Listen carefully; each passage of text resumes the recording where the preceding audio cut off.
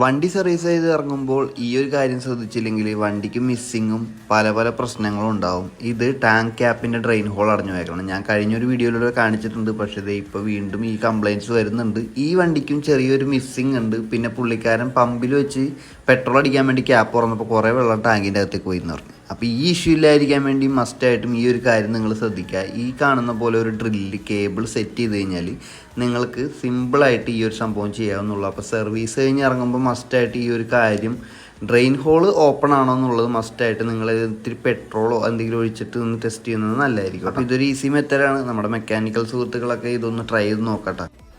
ഇതുകൊണ്ട് യാതൊരു ഡാമേജും കൂടാതെ തന്നെ നമ്മൾക്ക് ഈ ഡ്രെയിൻ ഹോള് കറക്റ്റായിട്ട് ഓപ്പൺ ആക്കാനും പറ്റും. മുകളിൽ നിന്നിരുന്ന വെള്ളമാണ് ഈ വന്നത് കണ്ട.